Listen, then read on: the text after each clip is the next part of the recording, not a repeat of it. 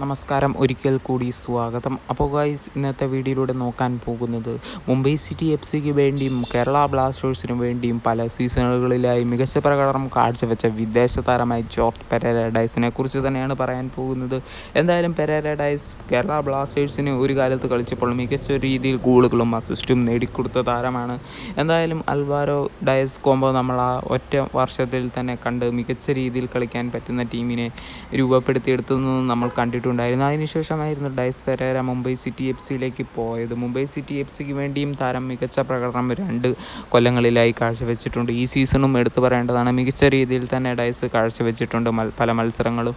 എന്തായാലും ഡയസ് എന്ന് പറയുന്ന താരത്തിനെക്കുറിച്ച് തന്നെയാണ് നമ്മൾ പറയാൻ പോകുന്നത്. കേരള ബ്ലാസ്റ്റേഴ്സ് മാനേജ്മെൻറ്റ് കേരള ബ്ലാസ്റ്റേഴ്സിൻ്റെ ഹെഡ് കോച്ചിനെ ഇവാൻ ആശാനെ ഒഴിവാക്കിയതുപോലെ ഡയസിനെയും ഒഴിവാക്കിയതാകാമെന്നാണ് ഇപ്പോൾ ആരാധകരുടെ ഒരു ഊഹാപോഹം. എന്തായാലും ആ കാലത്ത് നമ്മൾ പറഞ്ഞിട്ടുണ്ടായിരുന്നു ഡയസ് ക്യാഷ് കണ്ട് ടീം വിട്ടതാണ്. എന്നാൽ ഇപ്പോൾ നോക്കുകയാണെങ്കിൽ ഡയസ് കേരള ബ്ലാസ്റ്റേഴ്സ് മാനേജ്മെൻറ്റ് പുറത്താക്കിയതിന് പോയതാണെന്ന് ആണ് നമുക്കറിയാൻ സാധിച്ചിരിക്കുന്നത്.